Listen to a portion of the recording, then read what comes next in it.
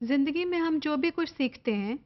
उसमें सबसे बड़ा जो मत्मा नज़र है, वो किसी भी इंसान के ज़हन में कॉन्शियसली या अनकॉन्शियसली यही होता है कि हम अगर सीख रहे हैं तो हमारे लिए ये किस तरह से ये इल्म, ये नॉलेज किस तरह से यूज़फुल हो सकता है। हमारे लिए इसकी फ़ायदा क्या है, इसके बेनिफिट्स क्या हैं। लर्निंग थेरीज़ में कॉग्निटिविज़्म के बारे में भी हमारे ज़हन में ये ख्याल आ सकता है कि अगर हमने कॉग्निटिविज़्म के बारे में पढ़ा तो इसकी क्या इफ़ादियत है, क्या वो अफादियत आज के क्लासरूम्स में भी मौजूद है या नहीं। So we would like to know कि वेदर और not cognitivism is of use in the classrooms of today's schools in daily learning and teaching practices में बच्चों के लिए, स्टूडेंट्स के लिए और लर्नर्स के लिए या एज टीचर्स कॉग्निटिविज्म की हमारे लिए क्या इम्पोर्टेंस है और कितनी हद तक ये यूज़फुल है। So let's just try to see this.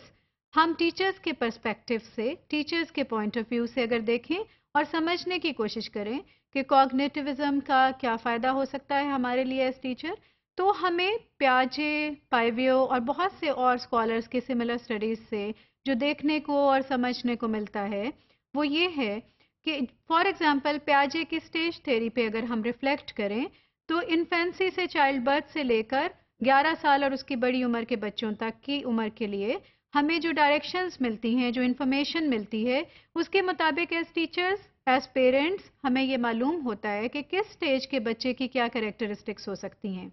So teachers के लिए ये यूज़फुल हो जाता है और ये ज़्यादा हेल्पफुल हो जाता है कि वो अपने करिकुलम को,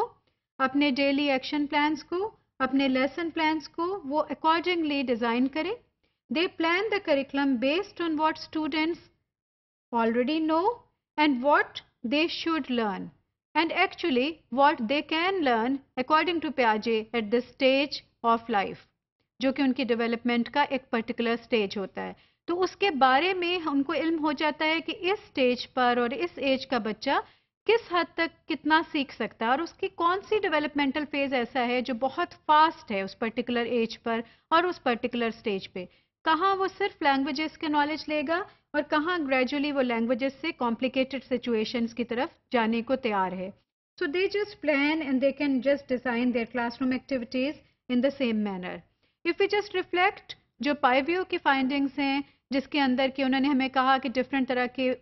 विजुअल्स एंड वर्बल जो उन्होंने हमें चैनल्स बताए अपनी फाइंडिंग्स के अंदर, सो उसमें टीचर्स के लिए ये यूज़फुल है, बहुत एक अच्छा टूल उनके हाथ में है कि वो कहाँ पे किस वक्त महज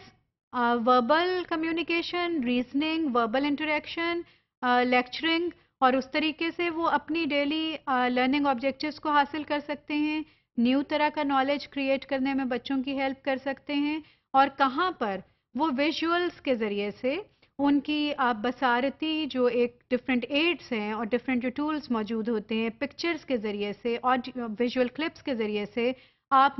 इर्द गिर्द ज़िंदगी में रूनुमा होने वाले डेली क्लासरूम्स के अंदर या स्कूल के अंदर या ट्रिप्स के ज़रिए से वो कौन से ऐसे मुशाहिदात करवा सकते हैं स्टूडेंट्स को और किस तरह से उनके लर्निंग के फेस को वो एनहांस कर सकते हैं। So how can they just achieve the targets जो कि उन्होंने उनके एक लेसन प्लान में, उनके एक करिकुलम डॉक्यूमेंट में या एज टीचर जो उनकी कमिटमेंट है कि उन्होंने करवाने, किस तरह से वो उनको ईजियर, एफिशिएंसी के साथ भी और किस तरह इफेक्टिवली वो हासिल कर सकते हैं। So obviously this work has just led to a direction जिसमें कि लेटरल जो रिसर्च हुई और लेटरल जो काम दूसरे लोगों ने किया उससे हमें बहुत सी फहम और बहुत सी ऐसी समझ मिली।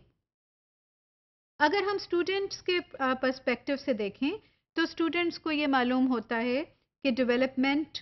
स्टूडेंट्स किस तरह से कर सकते हैं। They can understand their own mechanism of learning. वो उनको समझ आती है कि इस वक्त मेरा ये डोमेन ज़्यादा स्ट्रेंथन है, ये एरिया ज़्यादा स्ट्रेंथन है, इस वक्त अगर मुझे कोई चीज़ समझ नहीं आ रही तो फ्रस्ट्रेशन की बजाय दे कैन